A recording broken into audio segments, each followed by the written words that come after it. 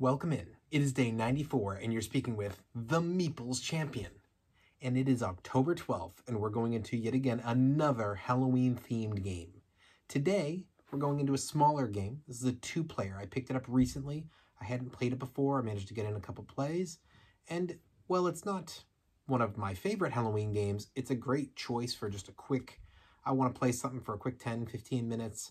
You and the wife, you and the husband, kids, friends, whatever it may be. It's a 2-player only. This game is Rest in Peace.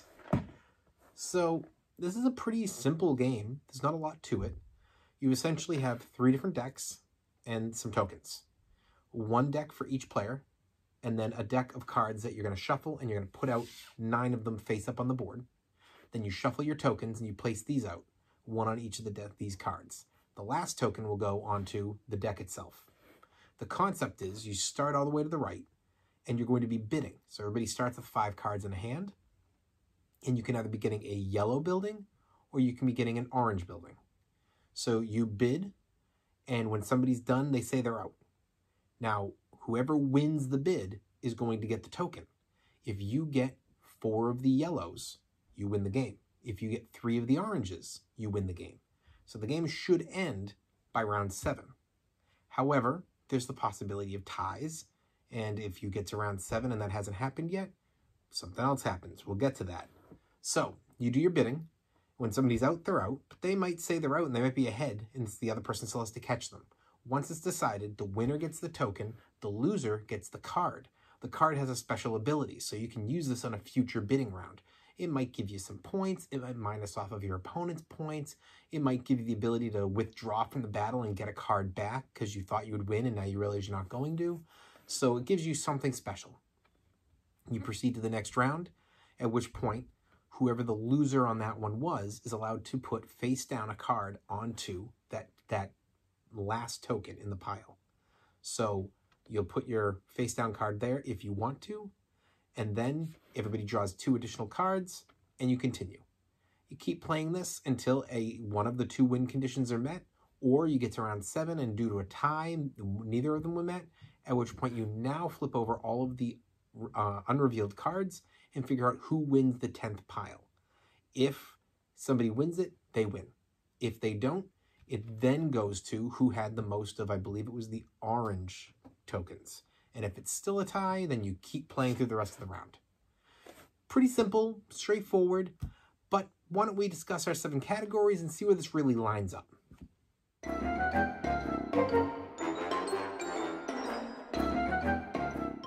The art is nice on this game. I like the cover.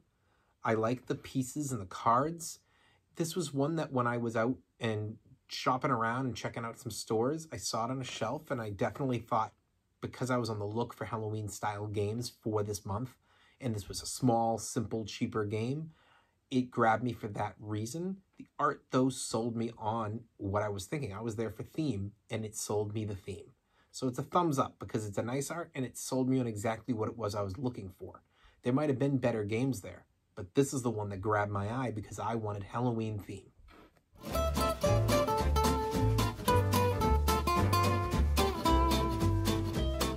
The components are nice.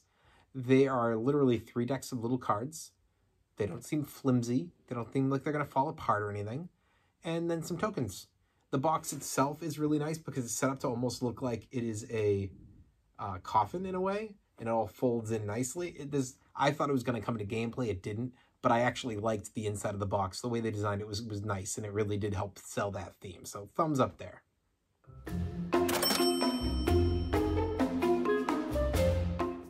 This game wasn't expensive. I found this in a regular board game store.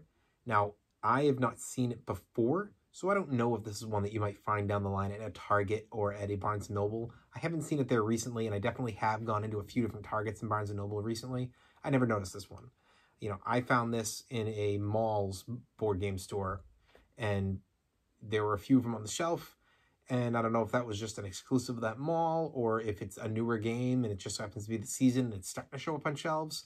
I'll get to some more game stores. I'll keep my eye open and see if this shows up a little bit more often, but it was the first time I'd seen it. But it wasn't expensive. I got this game for under 20, and there's a game here for a 2-player game, for something that I know I can play easily if I just have one person with me. I think it was fine for its price. Thumbs up there.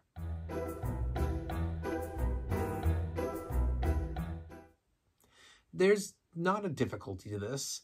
Essentially, it's a bidding game. That's really what it comes down to. There is the interesting side of when you bid, you have 2 different types of tokens you're bidding for, each of which has a different winning condition. So like, do you want to go for the yellows? Maybe not, because you need 4 of them and you might be holding out to go for the oranges. But you better watch that round, because if there's 3 yellows before the first orange, well, you don't want to just lose 3 yellows to somebody. They're going to be way ahead. At the same time, even if you don't get the token, you then get the card under the token, giving you a future advantage. So there's a lot to this that I think works out really well, as far as it's not just a straightforward bidding game, and therefore the difficulty, I don't feel it loses expert and experienced players, because there's enough there for them to say, oh, there's a little bit of gamemanship here, and it's just 2 players, so this isn't my normal gaming night. But it's not so much that you lose a beginner or a kid. I think it does fit pretty well for everybody, so thumbs up there.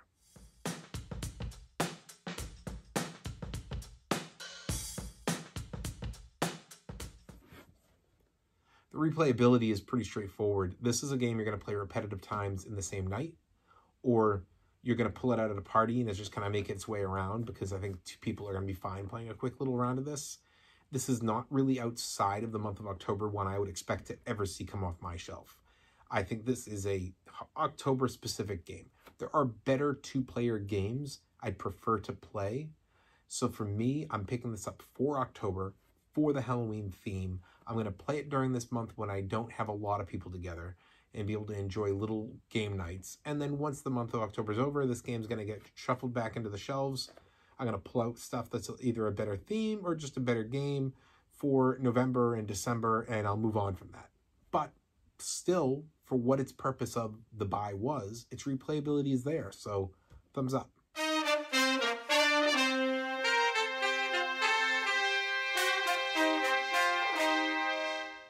Your keys to victory are interesting, because at the end of the day, yes, you're after the yellows, you're after the oranges, or you're after that 10th tile to give you the automatic win. So there are keys to victory. At the same time, I feel like it's a lot of luck, because you're shuffling up a deck. You don't know what numbers and values you're going to get.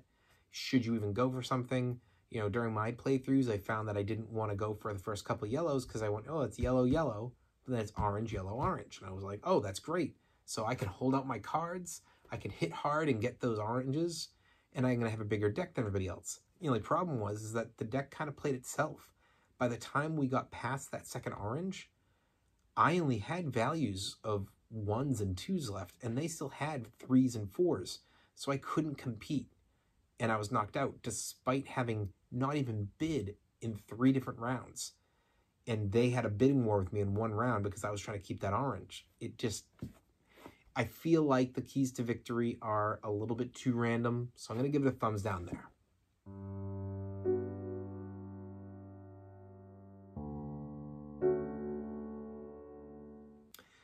I don't think this game's unique.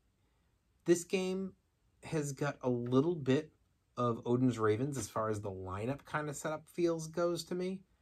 Now, yes, in that game it's very different because of the movement factor. This one's not the movement. But then when it comes to the bidding, you know, I have a few games that I feel like kind of adds up to this. Now, you're not collecting your bids like in No Thanks, but you are getting the card. So it's almost like, okay, instead of taking a negative, by losing, you're getting a positive. It's an interesting play on that, but I do feel like this game just kind of bumps up against a few different games when it comes to theme, when it comes to the way that you bid, when it comes to the way that you design the board, that I kind of see a few different similarities, and it's up to me to decide what game to play, and they're all kind of being thrown into the same bucket of choice. So for me, it just wasn't unique enough. It is not a complete copy of any of them, but it's close enough in each category that I'm like, yeah, I'd group those.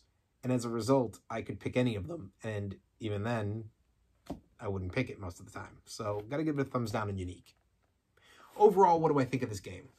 This is a nice little theme. It's a fun little 2-player. It's not going to be a lot of money, and it's not going to be a lot of time.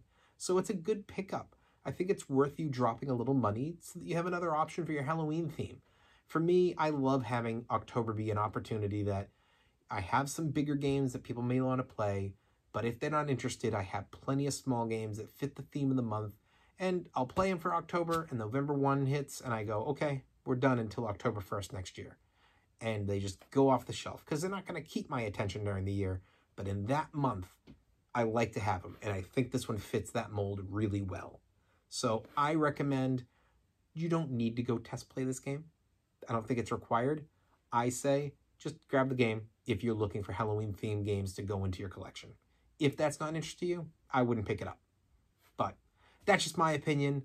It's up to you guys to get out there, see what you think, and see if it all fits for you. Well, you have been talking with me on day 94, and we have been talking about the game Rest in Peace, and you've been speaking to the Meeples Champion.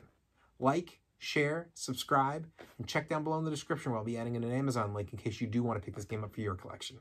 Until next time, I'll talk to you tomorrow.